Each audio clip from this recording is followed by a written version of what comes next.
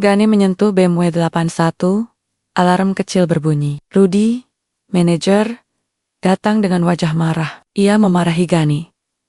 Anda pikir bisa beli mobil 4 miliar rupiah dengan karung Goni? Gani menjawab pelan.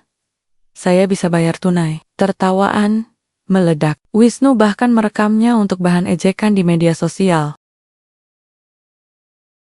Namaku, Gani Prasetyo. Bukan nama yang terdengar luar biasa. Bukan pula nama yang sering muncul di headline media. Tapi di balik nama sederhana ini, ada kisah yang tak banyak yang tahu. Aku lahir di sebuah desa kecil, di lereng Gunung Merapi. Di perbatasan Jawa Tengah dan Yogyakarta, desa yang tak tercantum jelas di peta digital. Tempat listrik hanya menyala 3 jam sehari, dan jalan tanahnya berlumpur setiap musim hujan. Ayahku seorang petani tembakau, ibuku penjual gorengan keliling. Kami hidup dengan cukup jika. Cukup berarti, bisa makan nasi 2 kali sehari, punya atap yang tidak bocor, dan anak-anak bisa sekolah, meski harus berjalan 5 kilometer. Aku bukan anak yang istimewa di sekolah, nilai rata-rata. Suaraku kecil, dan dulu, aku sering diejek. Karena bau tanah yang selalu melekat di sepatu karetku. Tapi aku punya satu kelebihan. Aku suka bertanya. Mengapa listrik mati? Mengapa air bersih harus dibeli? Mengapa anak desa harus kerja di kota agar dihargai? Dari pertanyaan-pertanyaan itulah aku mulai belajar. Aku membaca buku pinjaman dari guru. Belajar komputer dari warung internet yang jauhnya 2 desa. Dan menulis kode program pertamaku di laptop bekas yang dibeli ayahku dengan uang hasil menjual ternak. Sekarang, aku berdiri di depan sebuah showroom BMW di Jakarta Pusat. Tapi bukan sebagai tamu kehormatan, bukan sebagai cowok, bukan sebagai investor. Aku berdiri di sini sebagai Gani, dari desa dengan baju lusuh, sepatu karet bolong, dan karung goni usang, yang selalu menemani perjalananku. Aku sengaja datang seperti ini.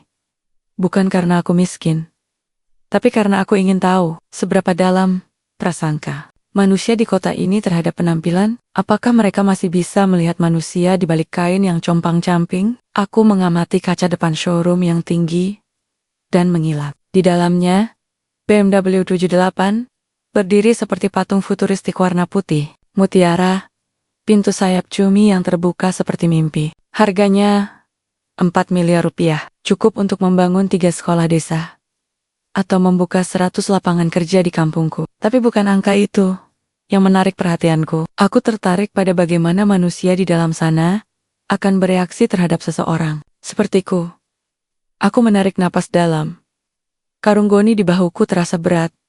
Bukan karena isinya, tapi karena maknanya. Karung ini pernah membawa beras, jagung, dan sekantong baju bekas dari kota untuk dibagikan ke tetanggaku yang terkena longsor. Sekarang, karung yang sama membawa uang-uang tunai yang lebih dari cukup untuk membeli mobil ini 10 kali lipat. Tapi tak seorang pun tahu. Dan itulah yang ingin kujadikan ujian. Aku melangkah maju. Langkahku pelan, bukan karena takut, tapi karena ingin merasakan setiap detik dari perjalanan ini. Sepatu karetku menghentak pelan di trotoar yang bersih, kontras dengan lumpur yang biasa menempel di kampungku. Aku merasakan pandangan dari orang-orang di sekitar. Seorang ibu menarik anaknya menjauh. Seorang pria berjas memalingkan muka. Seorang satpam di depan pintu langsung menegakkan badan. Tangan digagang walkie-talkie. Maaf pak, ini area khusus pelanggan, katanya. Suaranya tegas, tapi tidak kasar. Aku mengangguk. Saya pelanggan. Mau beli apa? Tanyanya. Alisnya terangkat. BMW 18. Dia tertawa kecil. Tunai? Ya, tawa itu berubah jadi senyum sinis. Silakan masuk. Tapi kalau cuma mau foto-foto, tolong di luar saja. Jangan ganggu pelanggan lain. Aku tidak marah. Aku hanya tersenyum. Karena aku tahu, ini baru permulaan. Aku melangkah masuk. Udara berasa langsung menyambutku, dingin dan wangi parfum mahal. Lantai marmer mengkilap seperti danau. Di sekelilingku, mobil-mobil mewah berjejer seperti patung di Museum Rolls Royce, Porsche, Lamborghini. Semua bersih, sempurna, dan terlalu jauh dari dunia yang kudiami. Tapi aku bukan asing di dunia ini. Aku tahu setiap model, setiap spesifikasi, bahkan setiap kode produksi. Aku tahu bahwa BMW 18 ini adalah simbol inovasi mobil hybrid pertama yang sukses di pasar global. Dan aku tahu bahwa perusahaanku, PT Cahaya Teknologi, adalah mitra resmi BMW Indonesia dalam pengembangan sistem navigasi pintar dan charging station untuk kendaraan listrik. Aku bukan cuma bisa beli mobil. Ini aku membantu membuatnya relevan di tanah air. Tapi hari ini, aku bukan Gani Cho. Aku Gani dari desa. Dan aku ingin tahu, apakah Jakarta, kota yang konon paling maju di Indonesia, masih punya hati? Aku berjalan pelan menuju BMW C8. Aku tidak menyentuhnya langsung. Aku hanya berdiri di depannya, memandangnya dari dekat. Aku membayangkan bagaimana mobil ini bisa menginspirasi anak-anak desa, bukan sebagai simbol kemewahan, tapi sebagai bukti bahwa teknologi bisa menyentuh semua lapisan, bahwa masa depan bukan milik segelintir orang. Tapi sebelum aku sempat bicara, seorang pria datang dengan langkah cepat, jas hitam rapi, dosi bermerek, rambut tersisir rapi. Dia memandangku dari atas ke bawah. Matanya menyipit, ada yang bisa saya bantu, Pak? Tanyanya. Suaranya penuh nada superior. Aku ingin lihat BMW 18. Jawabku tenang. Oh, lihat saja, tapi jangan sentuh. Ini mobil 4 miliar rupiah. Bukan mainan. Aku mengangguk. Saya tahu harganya. Dia tertawa kecil. Oh, Anda tahu harganya? Keren. Tapi Anda tahu juga kan, bahwa uang 4 miliar itu bisa membeli 400 juta nasi bungkus? Aku tahu. Tapi aku juga tahu bahwa mobil ini bisa menjadi simbol kemajuan teknologi Indonesia. Balasku pelan. Dia terdiam sejenak, lalu tertawa keras, memanggil rekan lainnya. Dengar ini, Bapak ini mau beli BMW 18 dan ngomongin teknologi. Beberapa staf lain ikut tertawa. Seorang wanita cantik di balik meja resepsionis menatapku dengan tatapan seperti melihat sampah yang masuk ke rumahnya. Nama saya Wisnu, kata pria tadi. Sales senior di sini. Kalau Anda serius, saya bisa kasih brosur.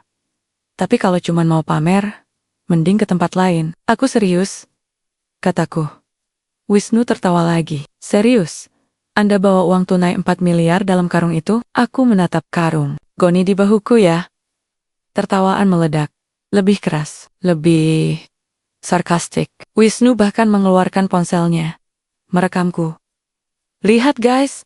Ada pengemis mau beli BMW 18. Katanya bawa uang tunai di karung Goni.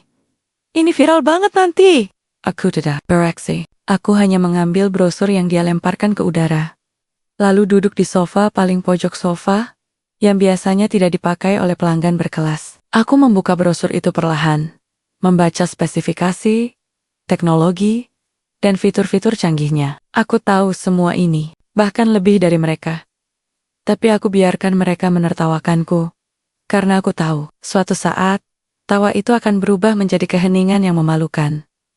Di luar, hujan mulai turun. Jakarta yang panas berubah jadi gerimis basah. Aku melihat bayanganku di kaca, pemuda lusuh, duduk sendiri di tengah dunia yang tidak mengenalnya. Tapi di dalam dada, aku tenang, karena aku bukan di sini untuk dipuji. Aku di sini untuk menguji, untuk melihat apakah manusia di kota ini masih bisa melihat jiwa di balik penampilan. Aku merogoh saku, mengeluarkan foto kecil yang sudah lusuh. Foto ayah dan ibuku di depan rumah bata kami, tersenyum dengan latar sawah yang hijau. Aku menyentuhnya, perlahan. Ma, Pa, aku di sini bukan untuk pamer. Aku di sini untuk membuktikan bahwa anak desa bisa lebih dari sekadar penonton. Bahwa kesetaraan itu bukan soal uang, tapi soal rasa hormat. Aku menyimpan foto itu kembali. Dan aku menunggu. Karena aku tahu, ujian belum selesai. Dan kebenaran belum dibuka. Karung Goni di sampingku terasa berat. Bukan karena uang di dalamnya. Tapi karena harapan yang kubawa dari desa. Harapan bahwa suatu hari Indonesia akan belajar. Jangan pernah menilai seseorang dari penampilannya. Karena di balik karung Goni, bisa saja ada masa depan bangsa. Aku duduk di sofa pojok. tepat di bawah lampu kristal yang terlalu terang. Sofa ini meski empuk terasa dingin, bukan karena suhu ruangan, tapi karena tatapan orang-orang di sekitarku. Seperti sinar laser, menusuk dari segala arah. Aku bisa merasakan bisik-bisik yang mengalir seperti arus listrik di antara staf dan pelanggan. Lihat tuh, pengemis dikasih brosur. Kayaknya mau foto buat konten TikTok. Nanti kalau dia minta uang, aku langsung lapor satpam. Aku tidak menoleh, aku hanya membalik halaman brosur BMW 18. Membaca dengan tenang spesifikasi motor listriknya, sistem regeneratif pengeremannya, dan integrasi dengan teknologi smart charging yang ironisnya dikembangkan oleh tim risetku sendiri di PT Cahaya Teknologi. Aku tahu, setiap kode firmware, setiap algoritma yang membuat mobil ini bisa mengisi daya secara otomatis di stasiun yang tersebar di Jabodetabek.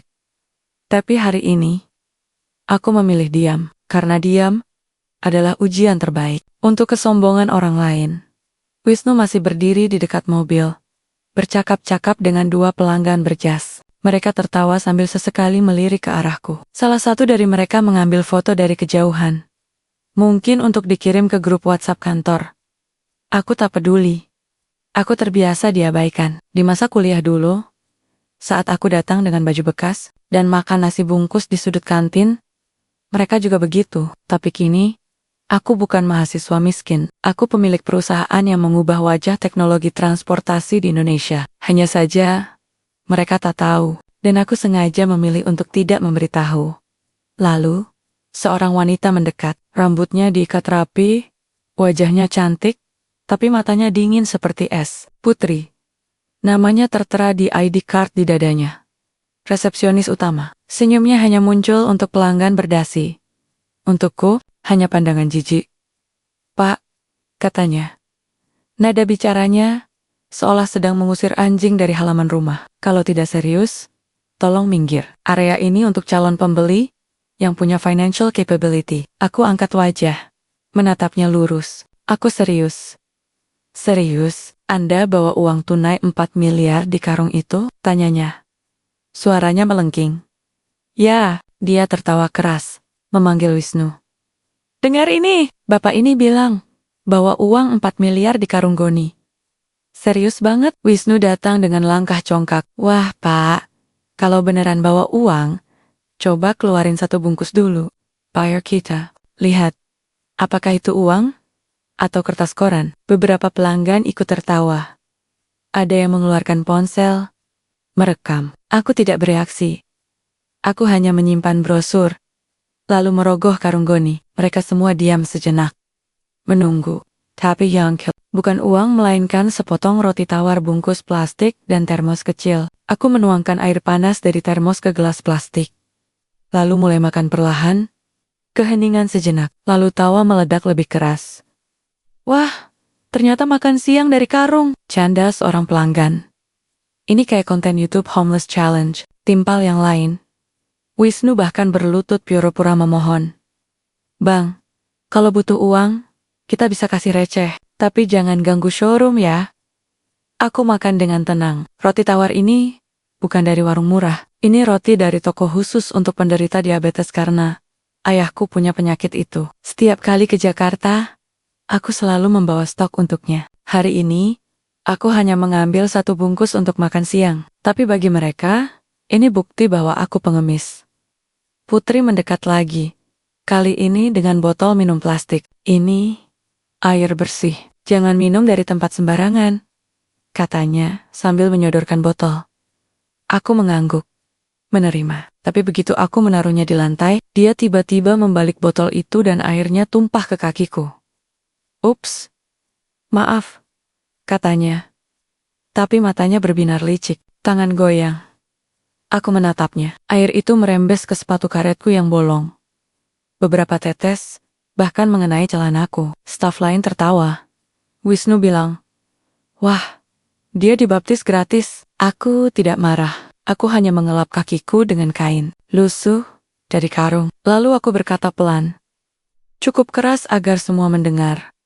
Air bisa dibersihkan.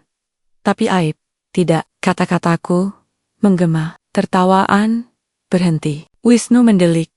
Putri tersentak. Bahkan, pelanggan yang tadi tertawa mulai saling pandang. Ada sesuatu dalam suaraku, bukan amarah, bukan rendah diri, tapi otoritas yang tak bisa dijelaskan. Seperti suara orang yang tahu lebih banyak daripada yang mereka kira. Aku berdiri. Karung goni tetap di bahuku. Roti tawarku belum habis. Tapi aku memilih untuk pergi sebentar. Udara di dalam showroom tiba-tiba terasa sesak, bukan karena AC, tapi karena racun sosial yang menggantung di setiap kalimat. Ijikan. Aku butuh napas, butuh udara yang belum tercemar oleh prasangka. Aku keluar. Hujan sudah reda. Jakarta berkilauan, basah oleh gerimis. Di seberang jalan, ada warung kopi sederhana terpal biru, meja plastik, dan satu kursi kayu yang patah. Tapi, dari sana, keluar aroma kopi tubruk yang hangat. Jujur, tanpa embel-embel branding mahal, aku menyeberang. Penjaganya seorang ibu paruh baya, rambutnya diikat cepol, senyumnya lebar. Ibu Sari. Kami belum pernah bertemu, tapi dia langsung menyapa. Hai Mas, hujan-hujan begini, kopi hangat paling pas ya. Aku mengangguk. Satu kopi Bu, sama roti? Kayaknya tadi Mas makan roti tawar doang. Sudah Bu, cukup kopi. Dia menyeduh kopi dengan gerakan pelan, penuh perhatian. Dari showroom tadi. Ya, lihat Mas masuk tadi. Semua pada lihat, tapi saya lihat Mas. Tenang aja, orang kayak gitu biasanya punya isi. Aku tersenyum tipis. Maksudnya, orang yang tenang di tempat mewah, tapi pakai baju lusuh. Biasanya bukan orang biasa, bisa jadi guru, ulama, atau orang kaya yang lagi uji rezeki. Aku tertawa pelan, atau mungkin saya benar-benar pengemis yang nekat. Ibu Sari menggeleng. Pengemis mana yang duduk manis, baca brosur mobil? Pengemis mana yang makan roti tawar bersih? Bukan dari sisa orang. Saya lihat dari sini, Mas punya rasa malu yang tinggi. Itu tanda orang baik. Air mataku nyaris keluar. Di tengah kota yang penuh kemunafikan, seorang ibu warung kopi tanpa gelar bisa melihat lebih dalam dari seluruh staf showroom mewah. Dia menyerahkan kopinya. Ini dari saya. Gratis. Tidak Bu, saya bayar. Aku mengeluarkan uang kertas dari saku, bukan dari karung. Uang itu bersih. Tapi bukan uang baru. Uang yang sudah pernah dipakai, dipegang banyak tangan, punya cerita. Ibu Sari menatap uang itu, lalu menatap wajahku. Mas, kamu orang baik ya? Oke. Hanya mengangguk. Saya coba jadi yang terbaik dari yang saya punya. Aku duduk sebentar, menyeruput kopi, hangatnya merambat ke dada. Di kejauhan, lampu showroom BMW menyala terang, seperti istana yang tertutup bagi yang tak berhak. Tapi aku tahu, aku akan kembali. Bukan untuk membeli mobil, tapi untuk mengingatkan mereka bahwa manusia bukan diukur dari sepatunya, tapi dari hatinya. Aku menatap karung goni di sampingku.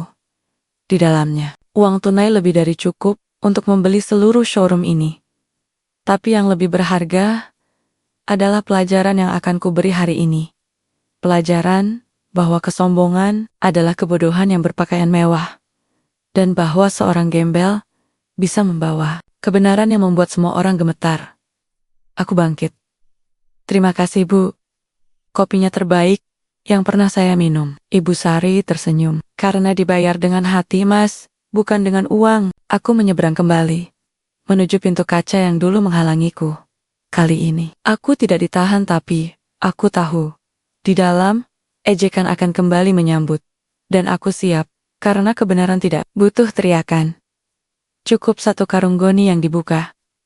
Dan semua akan tahu, jangan pernah meremehkan orang karena penampilannya.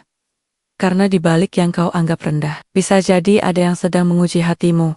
Aku melangkah kembali ke dalam showroom. Kali ini dengan langkah yang lebih mantap. Kopi hangat dari warung Ibu Sari masih membakar tenggorokanku. Bukan hanya karena panasnya, tapi karena kehangatan makna di baliknya. Di tengah kota yang dingin dan penuh dinding, tak terlihat, seorang ibu sederhana memberiku sesuatu yang jauh lebih berharga dari sekadar minuman. Pengakuan sebagai manusia. Saat pintu kaca otomatis terbuka, suara musik lounge yang lembut kembali menyambutku cello.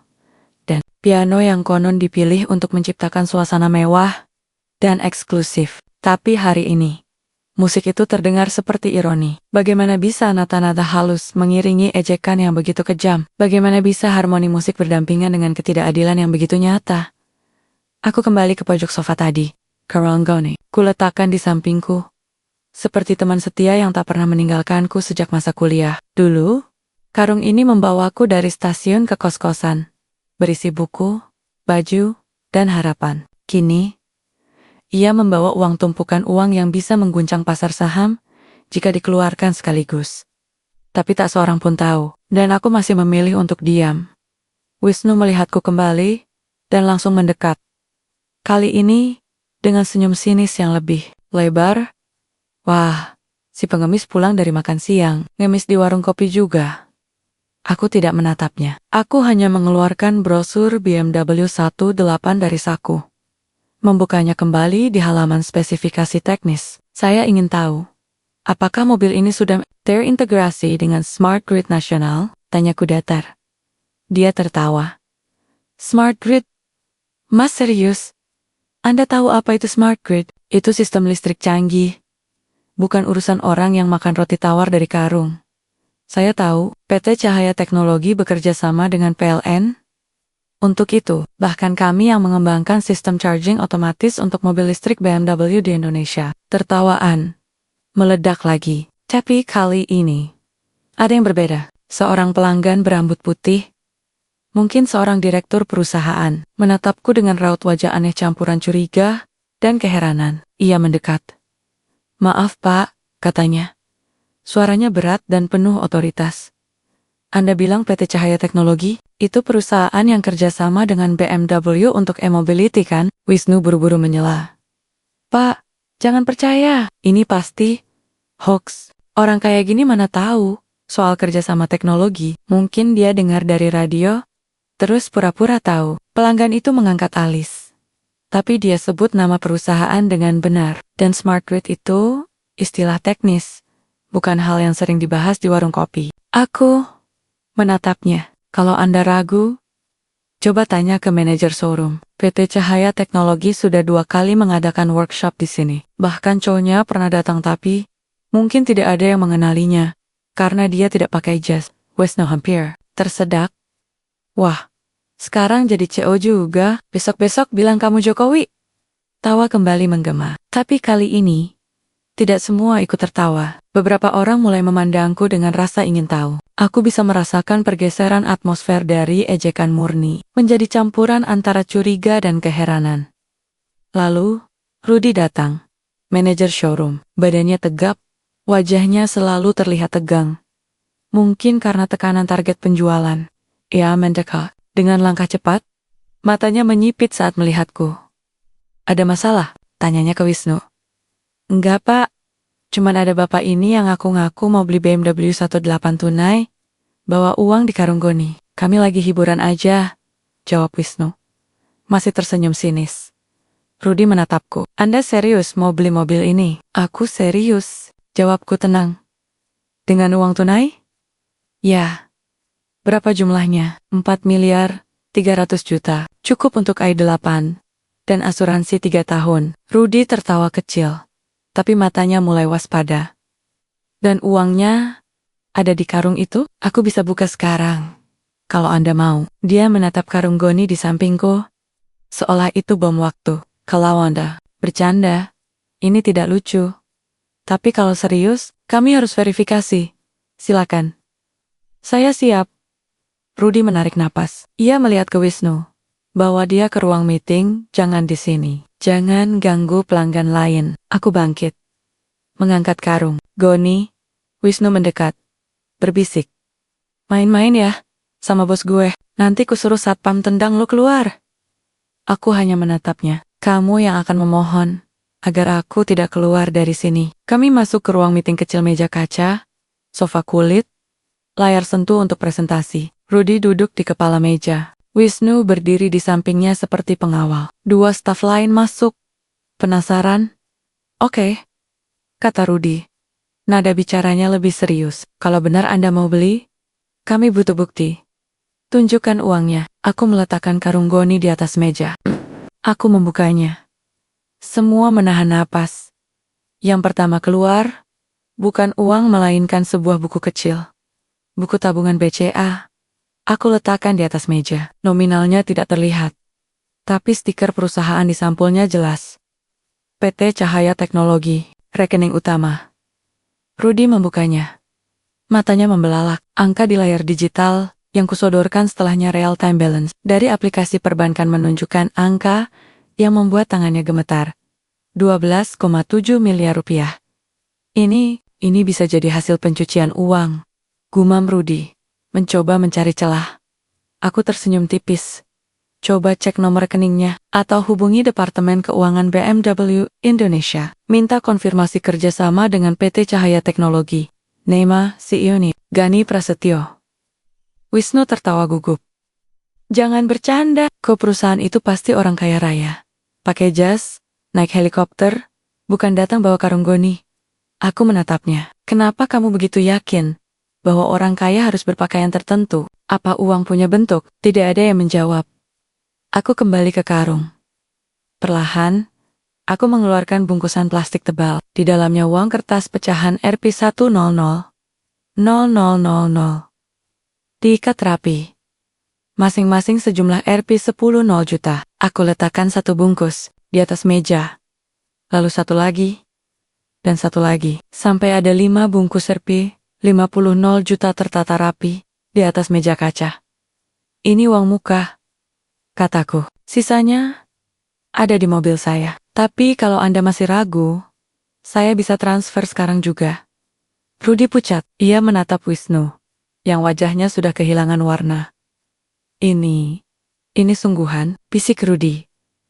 Aku tidak pernah bercanda soal uang, jawabku. Tapi yang lebih penting, aku tidak pernah bercanda soal harga diri. Aku berdiri.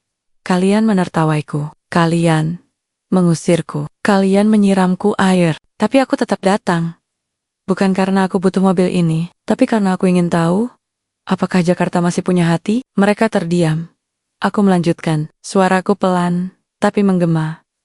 Kalian menilai aku dari sepatu bolongku. Bukan dari pikiranku. Dari karung goniku. Bukan dari mimpiku. Tapi, hari ini, aku bukan datang sebagai pembeli. Aku datang sebagai pengingat. Bahwa di negeri ini, masih ada anak desa yang bisa lebih dari yang kalian kira. Dan suatu hari, mungkin kalian akan memohon kerjasama dengannya. Aku mengambil karung goni, menutupnya perlahan. Saya akan pertimbangkan pembelian mobil ini. Tapi bukan karena saya butuh BMW. Tapi karena saya ingin tahu, apakah kalian sudah belajar dari hari ini? Aku berjalan keluar dari ruang meeting. Di luar, semua pelanggan menatapku. Di balik meja, Putri menunduk. Wisnu tidak berani menatap Rudy. Ingin bicara, tapi suaranya hilang. Aku sampai di pintu keluar. Sebelum pergi, aku berbalik. Oh, satu lagi. PT Cahaya Teknologi akan mengadakan audit etika pelayanan untuk semua mitra BMW bulan depan. Saya harap kalian siap. Karena saya yang akan memimpinnya. Lalu aku pergi. Langkahku pelan, tapi penuh wibawa. Di balik punggungku, keheningan yang gemetar. Dan di dalam dadaku, harapan yang tak pernah padam. Bahwa suatu hari, Indonesia akan belajar. Manusia tidak diukur dari penampilannya. Tapi dari seberapa dalam, ia menghargai manusia lain. Aku berdiri di trotoar. Di bawah langit Jakarta yang mulai kelabu. Angin sore membawa bau asap kendaraan dan sisa hujan. Bercampur dengan aroma kopi dari warung Ibu Sari yang masih menyala. Di tanganku, karung goni kini lebih ringan. Setelah aku keluarkan beberapa bungkusan uang di ruang meeting, tapi jiwanya tetap berat. Karena karung ini bukan sekadar wadah, ia adalah simbol. Dari mana aku berasal? Siapa aku sebenarnya? Dan mengapa aku melakukan semua ini? Aku tidak langsung pergi. Aku memilih untuk kembali. Bukan karena aku butuh validasi. Bukan karena aku ingin mereka memohon maaf. Tapi karena ujian belum selesai. Aku ingin tahu, apakah rasa malu mereka cukup kuat untuk mengubah sikap? Ataukah mereka hanya diam karena takut pada uangku? Bukan karena menghormatiku. Aku masuk kembali ke showroom. Kali ini, pintu tidak menghalangiku. Satpam menatapku dengan rasa waspada, tapi tidak berkata apa-apa. Di dalam, suasana berubah. Tidak ada tawa, tidak ada bisikan, hanya denting gelas dari meja resepsionis, dan langkah pelan dari staf yang tiba-tiba sibuk dengan dokumen yang tidak penting. Wisnu berdiri di dekat mobil BMW 18, berbicara cepat dengan Rudy. Aku mendekat perlahan. Mereka tidak menyadari. Sampai, aku berdiri tepat di belakang mereka. Jadi, tanyaku. Mereka berbalik. Rudy hampir terjatuh. Wisnu mundur selangkah. Seperti melihat hantu. Pepak Gani. Kami sedang siapkan dokumen pembelian. Gugup Rudy. Kami sangat menghargai ketertarikan Bapak pada mobil kami. Tapi tadi kalian bilang aku pengemis. Potongku. Rudy terdiam. Wisnu menunduk. Aku melangkah mendekati mobil. Menyentuh bodi putih mutiaranya dengan ujung jari. Mobil ini indah. Teknologinya canggih. Tapi yang lebih menarik adalah bagaimana manusia di sekitarnya bisa begitu primitif dalam berpikir. Putri muncul dari balik meja. Wajahnya pucat. Saya minta maaf, Pak. Saya tidak tahu. Aku tidak datang untuk minta maaf. Kataku pelan. Aku datang untuk menunjukkan kebenaran. Maaf tidak menghapus aib. Tapi perubahan bisa menyembuhkannya. Aku duduk lagi di sofa pojok tempat yang tadi mereka anggap tidak layak untukku. Aku letakkan karung goni di pangkuan. Membukanya perlahan. Dari dalamnya roti tawarku yang tersisa, aku makan dengan tenang. Seperti tidak terjadi apa-apa. Tapi di sekelilingku, dunia runtuh. Wisnu berbisik ke Rudy. Ini bencana. Kalau dia benar-benar CO cahaya teknologi, kita bisa kena sanksi dari pusat. Mereka mitra strategis. Rudy menggertakkan gigi. Kita harus ambil hatinya. Tawarkan diskon, hadiah, apapun. Tapi dia bawa uang tunai. Dia tidak butuh diskon. Aku mendengar semuanya. Tapi aku biarkan, karena aku ingin melihat sampai sejauh mana mereka akan berpura-pura. Sampai sejauh mana rasa hormat mereka hanya sebatas uang, bukan manusia. Lalu, sesuatu terjadi. Putri mendekat lagi. Kali ini, dengan segelas air mineral dalam botol kaca yang biasanya disediakan untuk pelanggan VIP. Ini, Pak, air bersih. Agar Bapak nyaman. Aku menatapnya. Kemarin kamu menyiramku dengan air dari botol plastik. Sekarang, kamu bawa air dalam botol kaca. Apakah airnya lebih suci? Wajahnya memerah. Saya benar-benar menyesal, Pak. Saya tidak tahu siapa Bapak. Aku bukan siapa-siapa yang perlu kamu tahu dari jabatanku. Kataku. Aku manusia. Cukup itu. Aku melanjutkan makan roti, tapi kali ini, aku memotongnya jadi dua. Aku ulurkan separuhnya ke arah Putri. Mau? Dia terkejut. Saya, tidak usah Pak, aku menawarkan. Bukan memaksa, tapi kalau kamu menolak, berarti kamu masih membedakan antara yang kamu anggap rendah dan tinggi. Dengan tangan gemetar, ia menerima roti itu. Mengunyahnya perlahan, air matanya mulai turun di sadet lain. Wisnu memandang kami dengan raut wajah bingung campuran rasa malu, iri, dan kebencian. Ia tidak mengerti.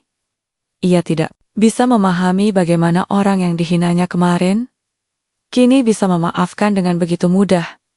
Ia mendekat. Pak, saya juga minta maaf, kami semua salah menilai Bapak. Aku tahu, jawabku. Tapi maafmu tidak untukku, maafkan dirimu sendiri. Karena kamu telah merendahkan seseorang hanya karena penampilannya, dan kamu hampir kehilangan kesempatan untuk belajar dari orang yang bisa mengubah masa depan perusahaanmu. Rudy datang membawa dokumen kontrak pembelian. Ini Pak, kami siap proses sekarang. Kami juga ingin tawarkan layanan eksklusif, VIP membership. Dan, aku belum bilang mau beli, potongku. Semua terdiam. Aku menatap mereka satu persatu. Kalian pikir ini soal mobil, ini soal harga diri, soal rasa hormat, soal kemanusiaan. Kalian mengusirku karena aku berpakaian lusuh, tapi kalian menyambutku dengan hormat karena kalian tahu aku punya uang. Artinya, kalian tidak menghargai manusia kalian Menghargai dompetnya. Aku berdiri. Karung Goni kuletakkan di atas meja. Biarkan karung ini di sini. Simpan baik-baik. Jadikan ini sebagai pengingat bahwa di balik penampilan yang kau anggap rendah, bisa jadi ada kebenaran yang membuatmu gemetar. Aku berjalan menuju pintu, tapi sebelum keluar, aku berbalik.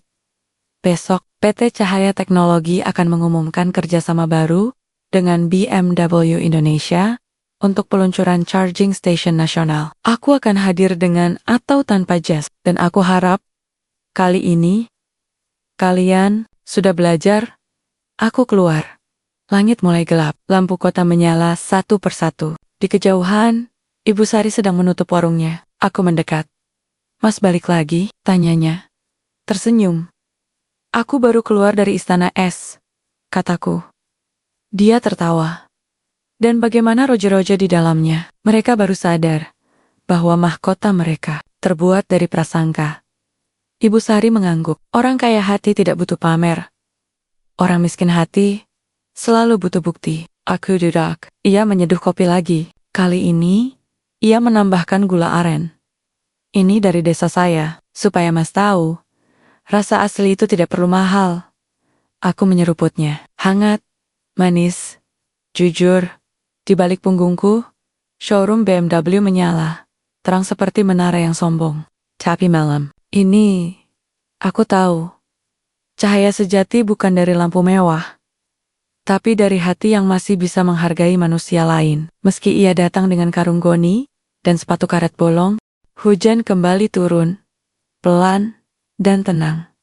Seperti tangisan langit yang ikut merasakan beban manusia di bawahnya. Jakarta berubah menjadi kanvas hitam yang dipenuhi kilauan lampu jalan, neon toko, dan sorotan mobil yang melaju cepat di jalan licin. Tapi di tengah hiruk-pikuk kota yang tak pernah tidur, ada satu titik kecil yang masih menyala dengan kehangatan, yang jujur wareng kopi. Ibu Sari. Aku duduk di kursi plastik yang patah. Kaki kanannya diberi ganjal batu bata tapi nyaman. Lebih nyaman daripada sofa kulit di showroom tadi. Karena di sini, aku tidak perlu berpura-pura. Di sini, aku bisa menjadi Gani yang sebenarnya. Bukan CEO, bukan investor, bukan mitra BMW, hanya seorang anak desa yang lelah, tapi masih percaya pada kebaikan. Ibu Sari menyodorkan cangkir kopi kedua. Ini dari hati, Mas. Biar yang pertama tadi nggak kesepian. Aku tertawa pelan. Terima kasih, Bu. Tapi jangan terlalu baik sama saya. Nanti saya betah dan gak pulang-pulang. Dia tersenyum, matanya berbinar. Orang baik selalu saya layani dengan baik. Apalagi yang makan roti tawar bersih, bawa karung Goni, dan gak malu duduk di warung kaki lima. Aku menatapnya. Kenapa ibu bisa tahu saya bukan pengemis? Dia menyandarkan punggungnya ke tiang terpal, menatap langit gerimis. Di kota besar ini, Mas, orang suka pura-pura. Yang kaya pura-pura lebih kaya. Yang miskin pura-pura kaya. Tapi yang benar-benar punya harga diri, dia tenang. Dia nggak perlu pamer. Dia nggak marah kalau direndahkan. Dia tetap sopan. Meski diinjak. Aku diam. Kalimatnya menusuk lebih dalam dari ejekan Wisnu tadi. Saya lihat dari cara Mas duduk. Lanjutnya. Enggak gelisah, enggak kekari. Perhatian. Enggak marah waktu diusir, malah makan roti seperti di rumah sendiri. Orang yang hidupnya dihargai, biasanya punya rasa malu yang tinggi. Dan Mas punya itu. Air mata nyaris menggenang. Tidak karena sedih, tapi karena di tengah seluruh Jakarta, satu-satunya orang yang benar-benar melihatku adalah seorang ibu penjual kopi yang tidak tahu siapa aku. Bu Sari, kataku pelan. Kalau saya bilang, saya orang kaya, ibu percaya. Dia tertawa kecil. Orang kaya mana yang makan di warung saya? Mereka semua makan di restoran lantai 50. Pakai garpu emas, sambil lihat Jakarta dari atas. Tapi ada orang kaya yang ingin tahu, apakah kota ini masih punya hati? Dia menatapku lama. Kalau Mas orang kaya, mungkin Mas salah satu yang paling miskin hatinya. Karena yang kaya hatinya nggak perlu uji orang lain. Aku terdiam. Pukulan terbaik bukan datang dari ejekan, tapi dari kebenaran yang dilontarkan dengan cinta. Saya bukan menguji karena tidak percaya pada manusia. kataku. Saya menguji, karena saya ingin membuktikan bahwa perubahan itu mungkin. Bahwa seorang anak desa bisa duduk di meja yang sama dengan direktur perusahaan, bukan karena uangnya, tapi karena integritasnya. Ibu Sari mengangguk. Tapi Mas lupa satu hal. Apa Bu? Perubahan itu dimulai dari hal kecil. Bukan dari uji besar, bukan dari aib orang. Tapi dari senyum. Dari kopi gratis, dari tempat duduk, buat yang lelah. Aku menunduk. Karena, dia benar. Aku datang dengan niat baik mengingatkan, mendidik, mengubah sistem. Tapi caraku terlalu keras. Aku membuat mereka gemetar. Bukan karena insaf, tapi karena takut. Dan ketakutan bukan dasar dari perubahan yang tulus. Mungkin saya terlalu fokus pada balas budi sosial. Gumamku, padahal yang dibutuhkan bukan hukuman, tapi pelajaran. Ibu Sari menyodorkan sepotong pisang goreng. Ini dari minyak bekas, tepung murah, dan pisang lokal. Tapi kalau digoreng dengan hati, rasanya lebih enak dari kue di hotel bintang 5. Aku mengunyahnya, dan benar rasanya luar biasa. Hidup itu seperti gorengan, Mas. Katanya, nggak perlu mahal, nggak perlu mewah, tapi kalau digoreng dengan niat baik, semua orang bisa menikmati. Aku menatap karung goni di sampingku. Isinya masih penuh uang, dokumen, dan foto ayah ibu. Tapi malam ini, karung itu terasa lebih ringan. Karena beban kemarahan, kekecewaan, dan keinginan untuk membuktikan diri mulai larut dalam hujan dan kehangatan warung kopi ini.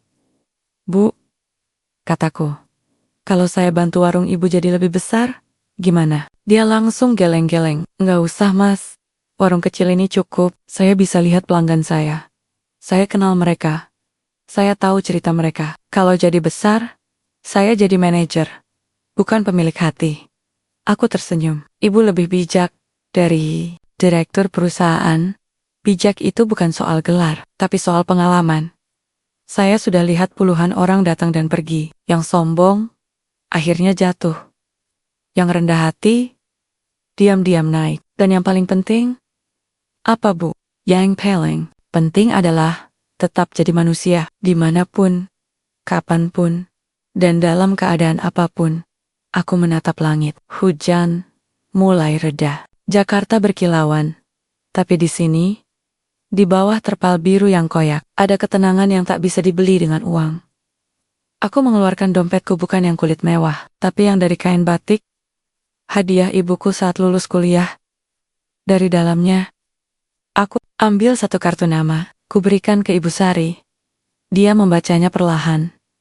Gani Prasetyo, CEO, dan founder PT Cahaya Teknologi. Di bawahnya, tertera logo perusahaan dan keterangan mitra resmi BMW Indonesia untuk e-mobility. Matanya membulat. Mas, ini beneran. Aku sudah bilang tadi, saya orang kaya, tapi kali ini, aku tidak menyombongkan jabatanku. Aku hanya menunjukkan identitasku sebagai manusia yang sama, yang kini ingin meminta bantuan. Saya ingin ibu jadi simbol dari program baru kami. Kataku, nama programnya, Warung Juara. Kami akan dukung 1000 UMKM mikro di seluruh Indonesia penjual kopi, tukang gorengan, penjahit, semua yang bekerja dengan hati, bukan dengan modal besar, tapi dengan kejujuran. Ibu Sari menatapku. Air mata menggenang. Tapi, kenapa saya? Karena ibu adalah satu-satunya orang di Jakarta hari ini yang melihat saya sebagai manusia, bukan sebagai pengemis, bukan sebagai CEO, tapi sebagai Gani. Dia menutup mulutnya. Mas, saya nggak tahu harus bilang apa, tidak perlu bilang apa-apa. Kataku, cukup terus layani orang dengan kopi dan kebaikan. Karena disitulah perubahan dimulai. Aku bangkit. Hujan sudah berhenti. Langga, mulai Sarah. Aku mengangkat karung goni tapi kali ini, rasanya berbeda, tidak lagi sebagai senjata, tapi sebagai pengingat. Sebelum pergi, aku berkata, besok, saya akan kembali, bukan dengan mobil mewah, tapi dengan tim dari perusahaan. Kami akan wawancara ibu, rekam kisah ibu, dan jadikan ibu wajah pertama dari Warung Juara. Ibu Sari tersenyum. Tangan bergetar memegang kartu nama itu. Saya akan siapkan kopi terbaik buat Mas. Aku melangkah pergi. Langkahku pelan, tapi penuh ketenangan. Di balik punggungku, warung kopi kecil bersinar, lebih terang dari showroom manapun. Karena disitulah aku menemukan sesuatu yang hilang di tengah kemewahan, kemanusiaan, dan malam ini, aku pulang bukan sebagai pemenang yang membuat orang gemetar, tapi sebagai manusia yang akhirnya menemukan jawaban bahwa perubahan tidak dimulai dari kemarahan, tapi dari kebaikan yang sederhana. Dari kopi di warung kaki lima, dari seorang ibu yang tahu arti harga diri, dan dari karung goni yang akhirnya dipahami, bukan sebagai simbol kemiskinan, tapi sebagai wadah bagi harapan yang tak pernah padam. Pagi datang dengan cahaya lembut yang menyelinap di antara gedung-gedung tinggi Jakarta. Udara masih basah oleh sisa hujan semalam. Tapi semangat kota sudah bergeliat, kendaraan berderak, orang-orang bergegas ke kantor, dan mesin ekonomi kembali berputar. Tapi hari ini, aku tidak datang sebagai pengamat. Aku datang sebagai pembawa kebenaran. Aku kembali ke showroom BMW, bukan dengan mobil mewah, bukan dengan rombongan pengawal, tapi dengan karung goni yang sama. Hanya saja kali ini, aku tidak sendirian. Di belakangku, tim humas dan hukum dari PT Cahaya Teknologi telah tiba lebih awal. Mereka sudah mengatur segalanya. Kamera tersembunyi di warung Ibu Sari telah mengirim rekaman malam sebelumnya. Tim digital sedang menyiapkan rilis pers, dan manajemen BMW Indonesia sudah meneleponku sejak pukul 05.3 pagi. Tapi aku tetap masuk lewat pintu depan. Sama seperti kemarin, baju lusuh, sepatu karet bolong, karung goni di bahu. Satpam melihatku. Kali ini, ia tidak menghalangi. Ia hanya menunduk, malu. Pagi, Pak. Aku mengangguk. Pagi, aku kembali untuk menyelesaikan urusan. Aku melangkah masuk. Di dalam, suasana berubah total. Tidak ada tawa, tidak ada bisikan. Rudy berdiri di depan meja resepsionis. Wajahnya pucat. Dasinya tidak rapi. Putri duduk diam. Matanya merah, mungkin habis menangis. Wisnu tidak kelihatan. Rudy mendekat. Suaranya gemetar. Pak Gani, kami sudah siapkan semua dokumen. Kami juga sudah hubungi kantor pusat BMW. Mereka sangat ingin bertemu Bapak secara langsung. Kami juga menyiapkan layanan FIP, antar jemput helikopter, dan saya tidak butuh helikopter, potongku. Saya butuh kejujuran. Aku bergelut ke tengah ruangan. Tempat BMW C8 masih berdiri megah. Aku menatapnya, lalu menoleh ke semua staf yang mulai berkumpul. Dipanggil Rudy secara darurat. Kemarin, kataku. Suaraku keras dan jelas. Kalian menertawaiku. Kalian mengusirku. Kalian menyiramku air. Kalian meragukan kemampuanku hanya karena aku tidak berpakaian seperti kalian.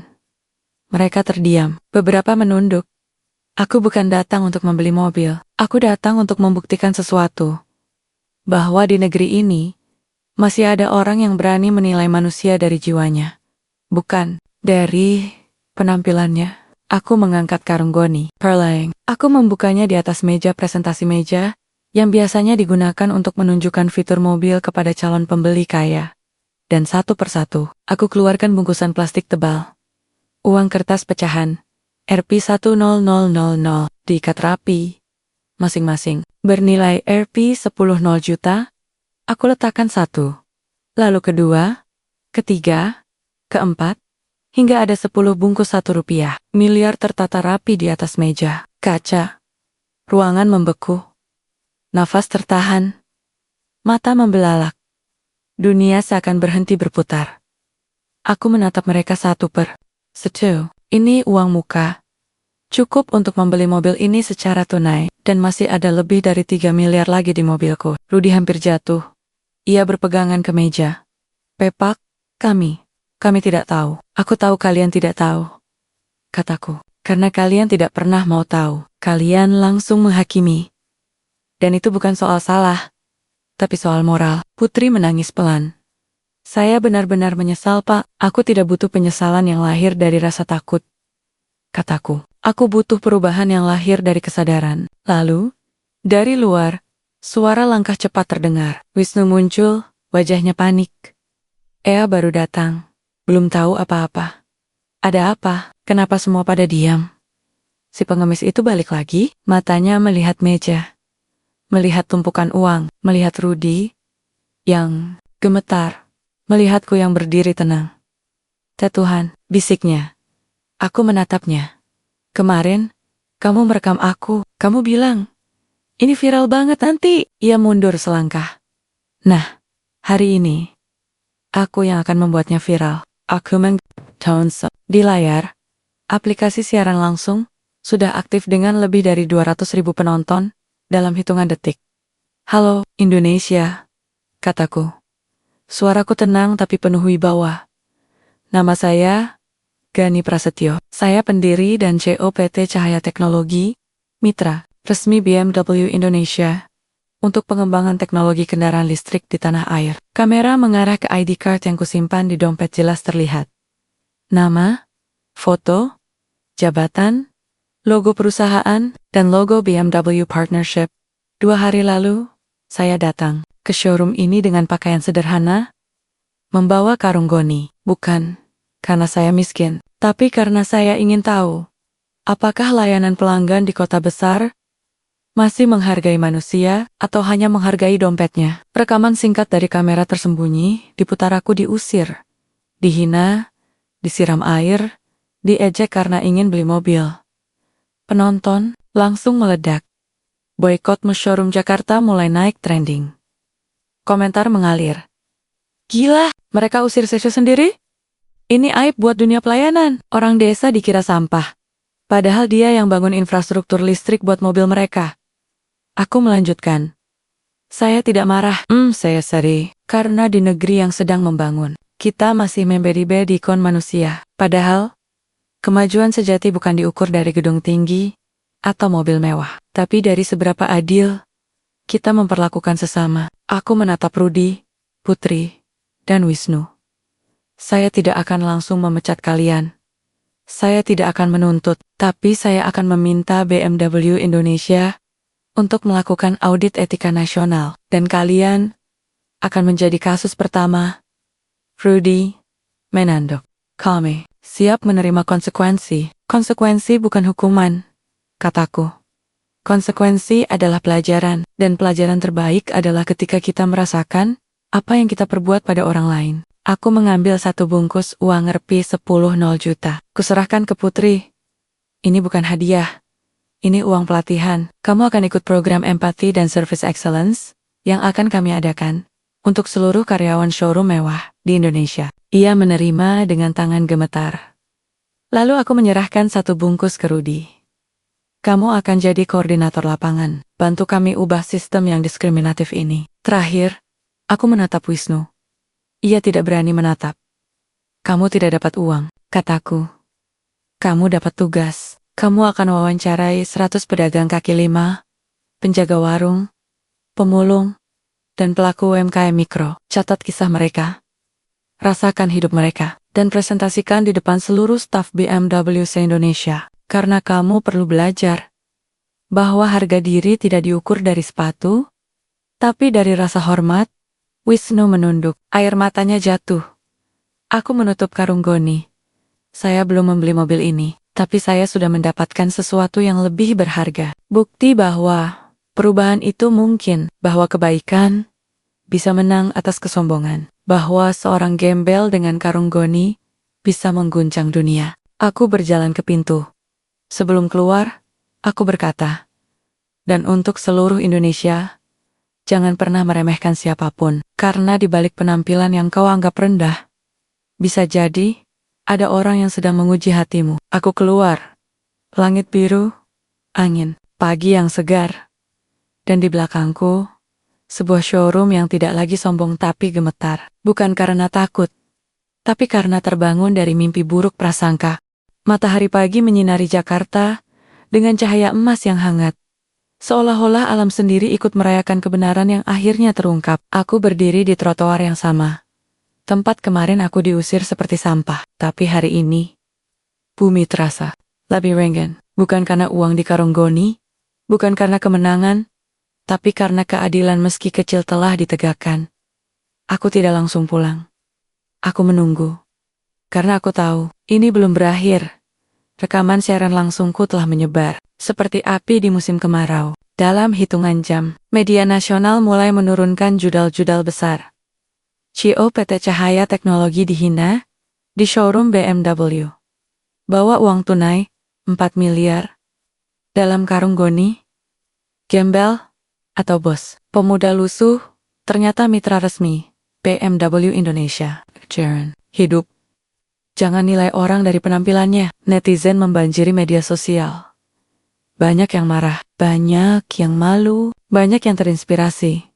Ada yang berkata, ini aib buat Jakarta. Kita maju secara teknologi, tapi mundur secara moral. Yang lain menulis, terima kasih, Mas Gani. Kamu bukan cuma CEO, kamu guru bagi bangsa. Aku membaca komentar-komentar. Itu sambil duduk di bangku warung Ibu Sari. Kopi pagi telah disiapkannya kali ini. Dengan tambahan jahe, biarkan hati Mas tetap hangat, katanya sambil tersenyum. Aku tertawa, Bu. Kalau warung Ibu jadi viral, Ibu siap jadi artis? Dia, geleng-geleng. Saya cuma mau jadi penjual kopi yang bikin orang senang minum, bukan artis yang minta dikasihani. Aku mengangguk. Ibu Sari selalu tahu batasnya, dan justru disitulah kekuatannya. Teleponku berdering. Nomor dari kantor pusat BMW Indonesia aku angkat. Pak Gani, selamat pagi. Ini Direktur Utama BMW Indonesia. Kami sangat menyesalkan kejadian kemarin. Kami sudah panggil manajemen showroom untuk evaluasi darurat. Kami juga ingin mengundang Bapak hadir dalam konferensi pers resmi siang ini. Apa agendanya? Tanyaku.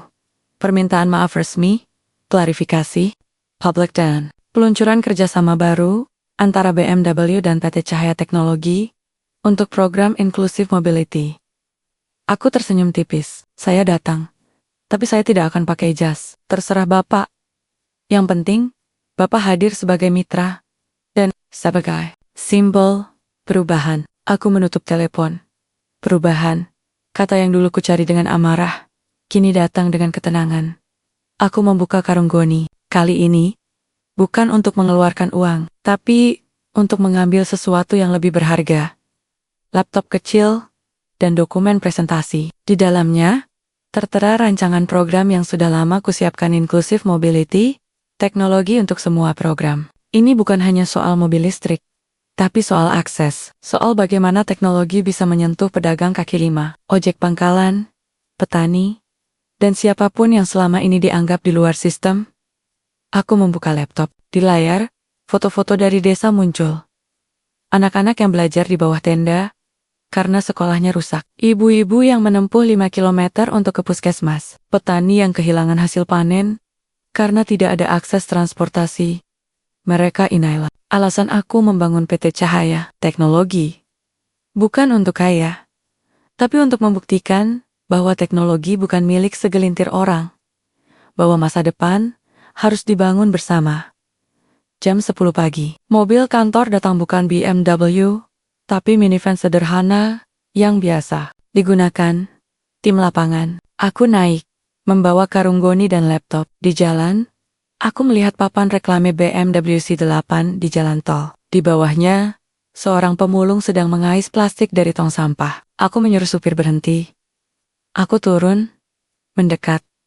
Pak, ini buat Bapak, kataku. Memberinya uang Rp50.000 dari dompetku. Dia terkejut. Mas, ini buat saya? Ya, beli makan, istirahat.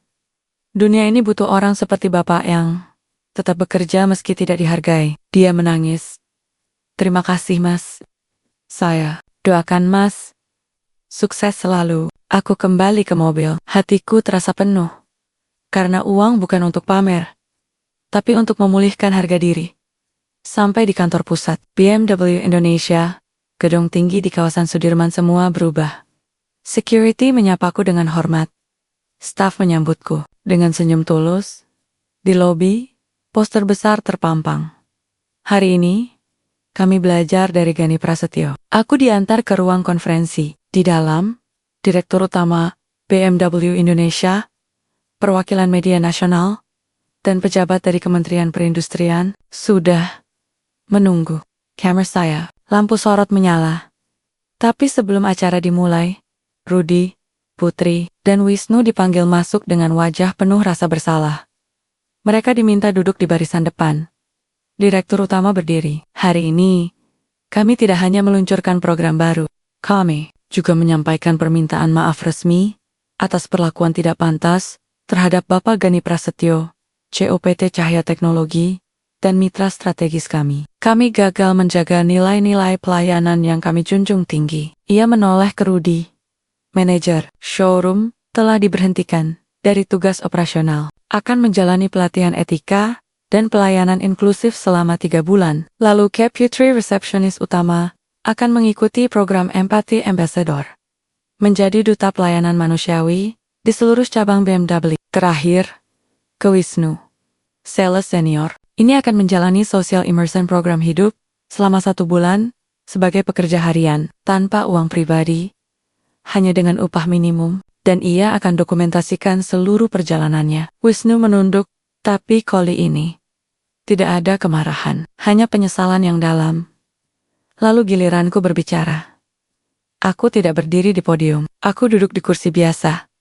Karunggoni di sampingku. Saya tidak datang untuk balas dendam, kataku.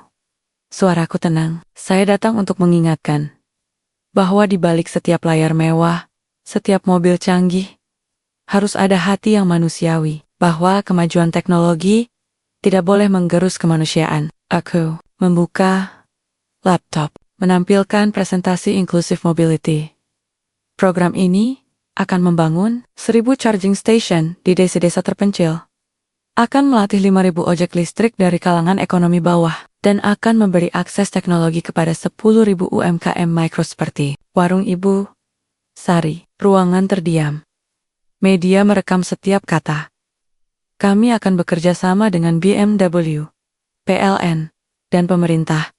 Lanjutku, karena masa depan bukan milik yang punya uang, tapi milik yang punya hati. Aku menutup laptop, lalu menggangker. Karunggoni, ini bukan simbol kemiskinan, ini simbol kesederhanaan. Ini pengingat bahwa kita semua berasal dari tanah yang sama, dan suatu hari, kita semua akan kembali ke sana. Aku berdiri.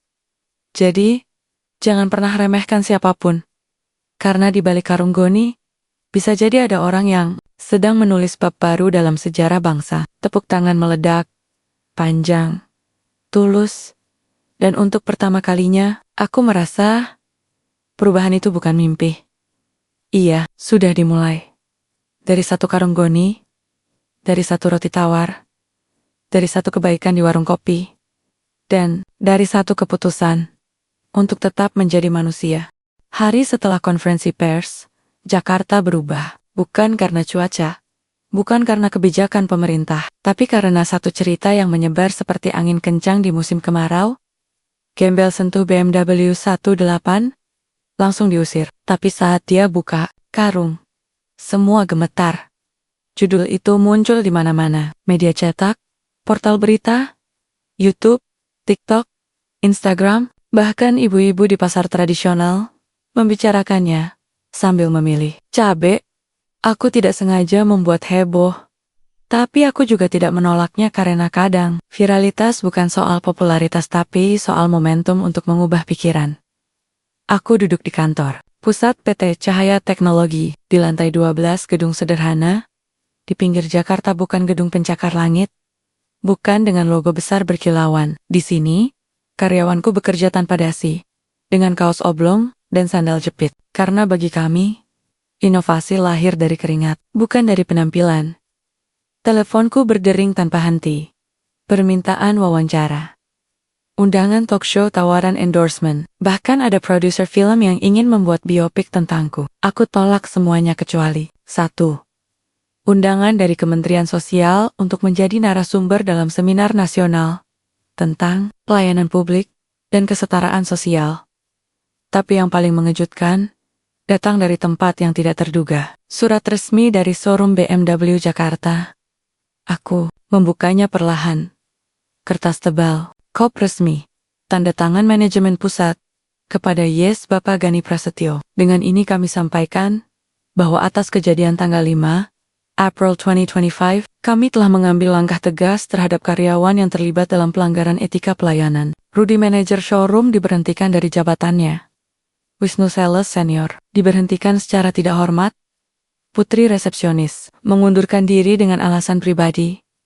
Kami memohon maaf secara resmi dan berharap Bapak berkenan menerima permintaan maaf langsung dari tim manajemen BMW Indonesia. Aku menatap surat itu lama. Tidak ada rasa puas, hanya sedih. Karena aku tidak ingin ada yang dihancurkan. Aku hanya ingin ada yang berubah. Aku mengangkat telepon. Kak, hubungi tim hukum. Balas surat ini, katakan. Saya tidak menginginkan pemecatan. Saya menginginkan perbaikan. Jika mereka benar-benar ingin memperbaiki kesalahan, biarkan Rudy, Wisnu, dan Putri ikut dalam program pelatihan inclusive service yang akan kami adakan. Biarkan mereka membayar kesalahan dengan belajar, bukan dengan kehilangan pekerjaan. Tim hukum terdiam. Tapi Pak, mereka sudah mengeluarkan mereka. Maka, kami yang akan mengajak mereka kembali dengan syarat. Syarat apa? Sip, untuk menjadi manusia yang lebih baik. Beberapa hari kemudian, aku kembali ke showroom. Kali ini, suasana sangat berbeda. Tidak ada ejekan. Tidak ada tatapan sinis. Hanya keheningan yang penuh rasa bersalah. Rudy datang lebih dulu. Wajahnya tua. Padahal, baru beberapa hari. Ia menunduk. Pak Gani, saya tidak punya hak untuk minta maaf. Tapi saya benar-benar menyesal. Saya terlalu fokus pada target. Pada penampilan. Pada omset. Sampai lupa bahwa pelanggan itu manusia. Aku mengangguk. Kesalahanmu bukan karena kamu jahat, tapi karena sistem yang kamu jalani mengajarkanmu untuk membeda-bedakan. Sekarang, kamu akan belajar sistem yang baru. Lalu Putri datang. Matanya merah. Ia membawa bingkisan kecil. Ini dari saya, Pak. Hanya kue buatan sendiri. Saya tahu, tidak sebanding dengan apa yang saya lakukan. Aku membukanya. Kue lapis sederhana. Dibungkus daun pisang. Enak, kataku setelah mencicipi. Lebih enak dari kue di restoran mewah, karena dibuat dengan penyesalan yang tulus. Ia menengges. Saya tidak pernah menghargai orang, Pak. Saya selalu lihat dari sepatunya, bajunya, wajahnya. Tapi sekarang, saya malu jadi manusia. Aku menatapnya. Jangan malu jadi manusia. Malulah kalau berhenti menjadi manusia. Selama kamu masih bisa menangis karena menyesal, kamu masih punya hati. Terakhir, Wisnu datang. Ia tidak membawa apa-apa, hanya baju lusuh. Seperti yang kudiamkan dulu. Saya sudah hidup 1 minggu sebagai tukang ojek, dapat 70.000 rupiah sehari. Makan nasi dengan sambal, tidur di musola. Saya baru sadar betapa kejamnya saya dulu. Saya menghina orang yang mungkin lebih baik dari saya. Aku tidak langsung memaafkannya. Aku hanya bertanya. Kalau kamu ketemu orang seperti saya sekarang, pemuda lusuh, bawa karung, mau beli mobil, apa yang akan kamu lakukan? Ia menatap lantai. Saya akan sambut dia. Saya akan tanya dengan sopan. Saya akan layani dia seperti layaknya manusia. Karena saya tahu, sekarang, kemiskinan bukan aib. Aibnya adalah tidak punya empati. Aku tersenyum. Kali ini, tulus. Kamu boleh ikut program kami. Tapi, kamu tidak akan jadi sales. Kamu akan jadi pelatih empati training. Kamu akan ceritakan pengalamanmu, agar orang lain tidak jatuh ke lubang yang sama. Ia menunduk. Saya siap, Pak. Malam harinya, aku mengadakan pertemuan internal di kantor. Tim manajemen PT Cahaya Teknologi duduk melingkar. Kita tidak menang karena uang, kataku. Kita menang karena prinsip. Tapi kemenangan sejati bukan saat musuh tunduk, tapi saat mereka bangkit menjadi lebih baik. Aku melanjutkan. Mulai bulan depan, kita luncurkan program 1000 warung juara. Kita akan dukung UMKM mikro di seluruh Indonesia, dari warung kopi, tukang gorengan, penjahit, hingga petani hidroponik, dengan modal, pelatihan, dan akses teknologi. Lalu aku menatap mereka, dan kita akan buka lowongan Chief Empathy Officer. Orang yang bertugas memastikan setiap keputusan perusahaan selalu mempertimbangkan nilai kemanusiaan. Bukan hanya profit, bertepuk tangan. Di tengah kebahagiaan itu, teleponku berdering. Nomor dari Ibu Sari. Aku angkat, Mas. Ada orang dari TV mau wawancara saya.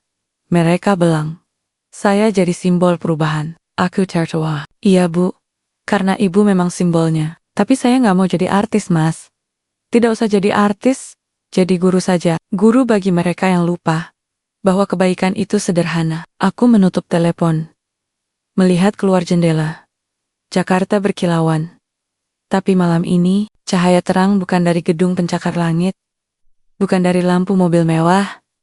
Tapi dari satu warung kopi kecil di pinggir jalan yang tetap menyala. Meski dunia sibuk mengejar kemewahan, aku mengambil karung goni. Kosong sekarang. Tapi penuh makna. Karena disitulah semuanya dimulai. Dari seorang gembel yang disiram air. Dari ejekan yang terdengar pedih. Dari keheningan yang akhirnya berubah jadi pelajaran. Dan aku tahu, ego mereka telah runtuh. Tapi harapan kita semua baru saja bangkit. Pagi itu, Jakarta diselimuti kabut tipis yang perlahan tersibak oleh sinar matahari yang sabar. Udara terasa bersih. Seolah kota ini baru saja menarik napas panjang setelah berminggu-minggu tercekik oleh asap dan kesombongan. Aku duduk di teras kantor PT Cahaya Teknologi. Memandang langit yang perlahan memerah. Di karung goni kosong simbol dari perjalanan yang belum selesai. Aku tidak tidur semalam. Bukan karena stres. Tapi karena semangat. Karena malam tadi, kami menyelesaikan rancangan akhir untuk program nasional kebangkitan dari karung sebuah inisiatif besar yang lahir dari satu karung goni, satu roti tawar, dan satu kejadian yang mengguncang hati jutaan orang. Aku membuka laptop. Di layar, draft pidato untuk konferensi pers yang nanti. Judulnya sederhana. Kebangkitan dari karung. Ketika kesederhanaan mengguncang sistem, tidak ada kota-kota bombastis, tidak ada retorika kekuasaan, hanya kejujuran. Karena hari ini, aku tidak berdiri sebagai CEO.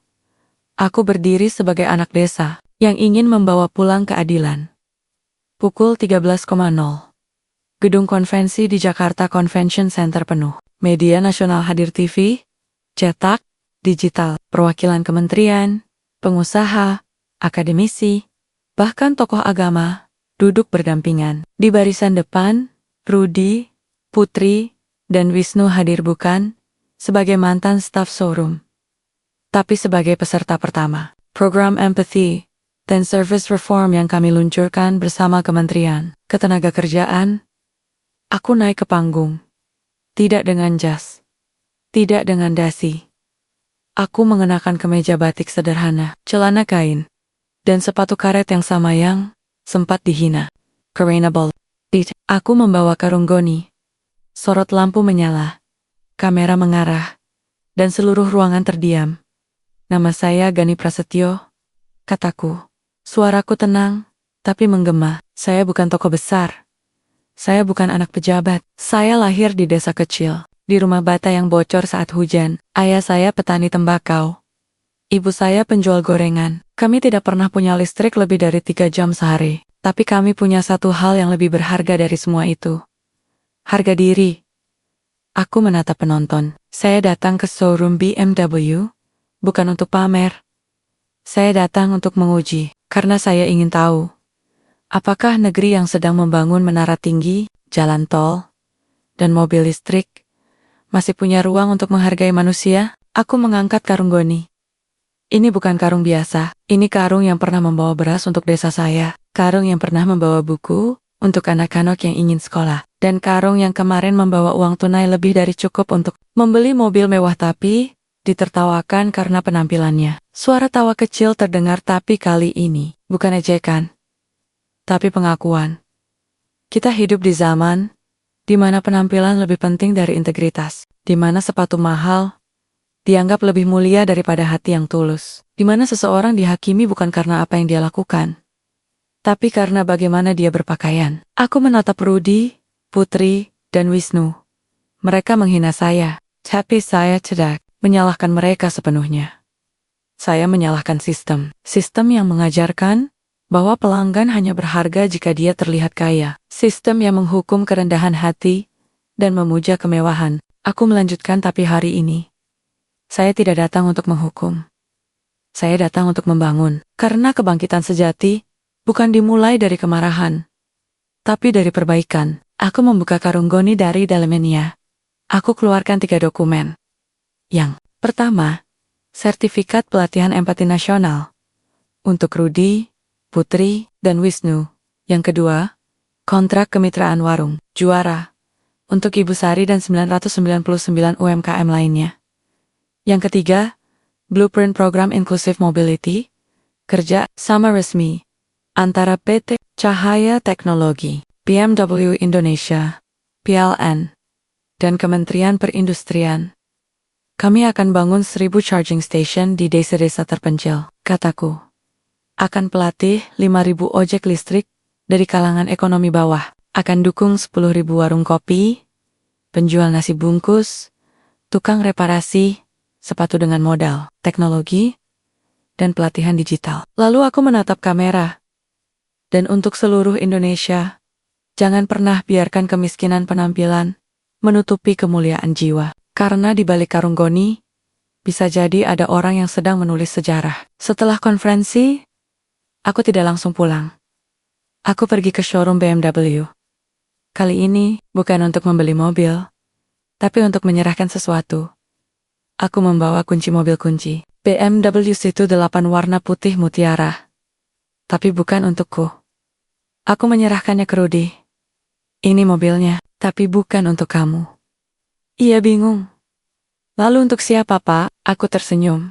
Untuk Ibu Sari. Semua terdiam. Mobil ini akan jadi mobil unit warung juara. Akan keliling desa, membawa pelatihan, bantuan, dan semangat. Dan Ibu Sari akan menjadi pengemudinya. Rudy menunduk.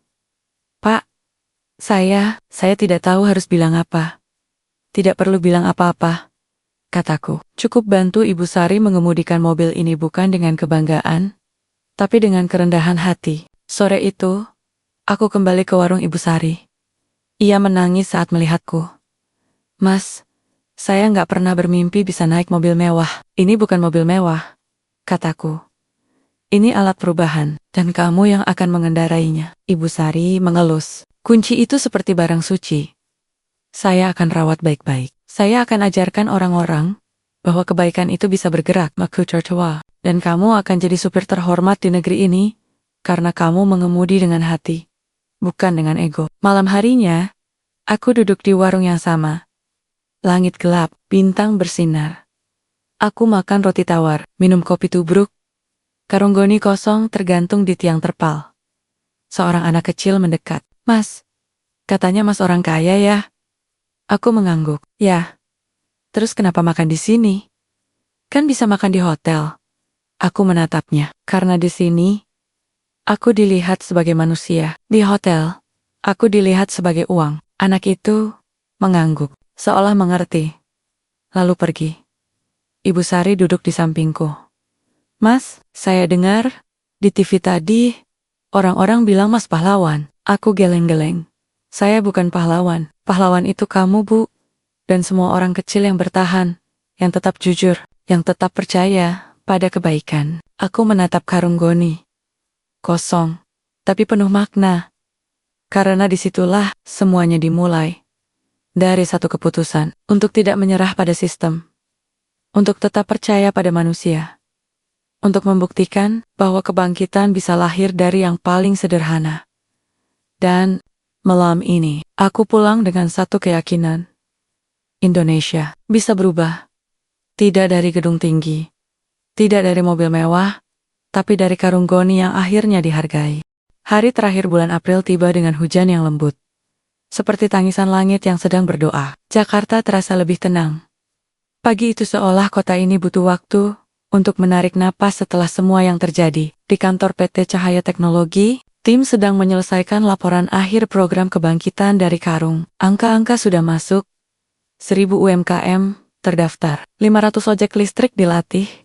200 charging station mulai dibangun. Tapi, angka-angka itu bukan yang paling penting. Yang paling penting, adalah senyum-senyum yang mulai muncul di wajah orang-orang yang dulu merasa tidak dihargai. Aku tidak merayakan kesuksesan dengan pesta, tidak dengan kembang api, atau sambutan mewah. Aku merayakannya dengan satu hal. Kembali ke tempat semuanya dimulai. Aku berdiri di depan showroom BMW, tapi kali ini, aku tidak membawa karung goni berisi uang. Aku membawanya kosong, simbol bahwa aku datang bukan untuk membuktikan, tapi untuk menutup sebuah bab. Pintu kaca terbuka otomatis. Kali ini, tidak ada satpam yang menghalangi. Tidak ada tatapan sinis. Yang menyambutku adalah Rudy Dengen, seragam baru, lencana empati ambasador, dan senyum yang tulus. "Pagi, Pak Gani. Kami sudah siap," katanya. Aku mengangguk. Aku datang untuk serah terima resmi. Di tengah ruangan, BMW 18 berdiri megah, bukan lagi sebagai simbol kemewahan, tapi sebagai simbol perubahan. Warnanya masih putih mutiara. Pintunya masih membuka seperti sayap. Tapi maknanya telah berubah. Mobil ini tidak lagi milik showroom. Mobil ini milik rakyat. Aku mendekat, menyentuh bodinya dengan lembut. "Kamu akan punya misi baru," bisikku.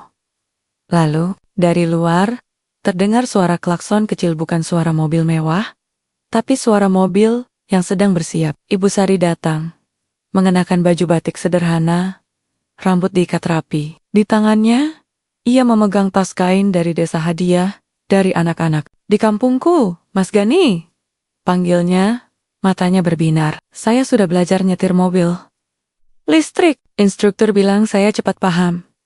Aku tertawa. "Tentu saja, Bu. Ibu sudah lama mengemudikan harapan. Mengemudikan mobil pasti lebih mudah." Kami berjalan ke tengah ruangan. Di depan semua staf, media, dan perwakilan kementerian, aku menyerahkan kunci BMW 58 ke tangan Ibu Sari. "Dengan ini, saya serahkan kendaraan ini sebagai mobile unit Warung Juara," kataku.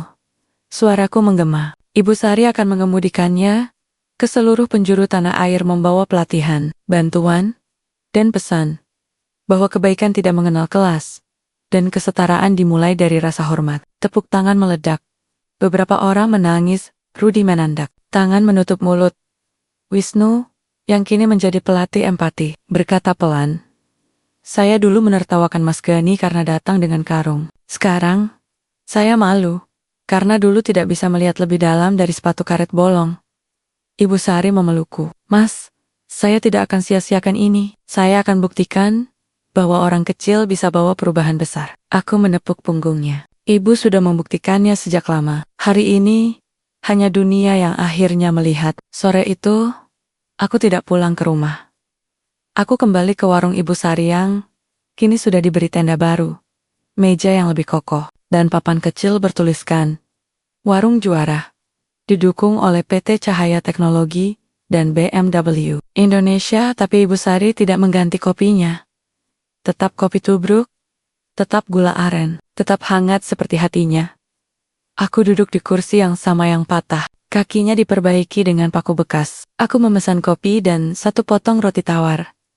"Roti tawar lagi, Mas?" tanya Ibu Sari. "Aku suka. Ini makanan ayahku. Ini makanan orang-orang yang bekerja keras tanpa banyak bicara." Ia tersenyum, lalu menyodorkan roti itu dengan tangan yang penuh noda minyak goreng, tanda bahwa ia masih bekerja. Meski kini jadi simbol nasional, aku mengunyahnya perlahan. Dan dalam setiap gigitan, aku merasakan sesuatu yang tidak bisa dibeli. Dengan uang, kesetaraan, kemanusiaan, damai. Di kejauhan, BMW T8 dipoles oleh tim teknisi. Terakhir kali sebelum berangkat ke Yogyakarta, tujuan pertama Tour of Empathy. Di atas atapnya terpasang logo besar. Dari karung ke masa depan, Warung Wara, on wheels. Aku menatap langit. Matahari mulai tenggelam, menyisakan jingga yang membakar cakrawala. Angin sore berhembus, membawa bau tanah basah dan harapan. Aku mengeluarkan foto kecil dari saku ayah dan ibuku di depan rumah bata. Aku menyentuhnya, lalu menyelipkannya kembali ke dompet batik pemberian ibu. "Terima kasih, Ma, Pa," Kalian yang mengajarkanku untuk tidak pernah malu pada asal-usul. Karena dari sanalah kekuatan itu lahir. Aku bangkit. Karung goni yang tadi kuletakkan di sampingku, kusampirkan ke bahu. Kosong, tapi penuh makna. Seorang anak kecil mendekat. Mas, besok Mas balik lagi? Aku tersenyum. Iya, aku selalu balik ke sini. Karena di sini. Aku bukan CEO. Aku bukan orang kaya. Aku hanya Gani. Anak desa yang percaya pada kebaikan. Ia menggangguk. Lalu pergi sambil melompat-lompat. Aku melangkah pergi. Langkahku pelan, tapi pasti. Di belakangku, warung kopi menyala seperti mercusuar di tengah kota yang kadang gelap oleh keserakahan. Dan di depan, BMW 78 mulai melaju membawa seorang ibu penjual kopi ke desa-desa. Membawa pelajaran, membawa harapan. Aku tidak mengikutinya. Aku memilih jalan kaki. Karena perjalanan ini bukan soal kemana aku pergi, tapi soal siapa aku tetap menjadi di tengah semua ini. Dan malam itu, saat aku tiba di rumah sederhana, di pinggir kota bukan villa, mewah, bukan apartemen lantai 50. Aku meletakkan karung goni di rak kayu, tepat di samping foto keluarga. Lalu aku berkata pada diriku sendiri, pelan, kamu lahir dari tanah, kamu tumbuh dari perjuangan, dan kamu akan mati sebagai manusia. Jangan pernah lupa itu. Aku menatap keluar jendela. Jakarta berkilauan, tapi yang paling bersinar bukan lampu kota, bukan mobil mewah, bukan gedung pencakar langit. Yang paling bersinar adalah roti tawar di warung kaki lima. Karena disitulah kehidupan sejati dimulai. Situlah harga diri ditempa. Disitulah Indonesia yang sesungguhnya, yang sederhana, yang kuat, yang penuh harapan masih bertahan. Dan aku tersenyum. Karena aku tahu, perubahan tidak datang dari atas. Ia lahir dari bawah. Dari karung goni. Dari roti tawar. Dari satu keputusan untuk tetap menjadi manusia.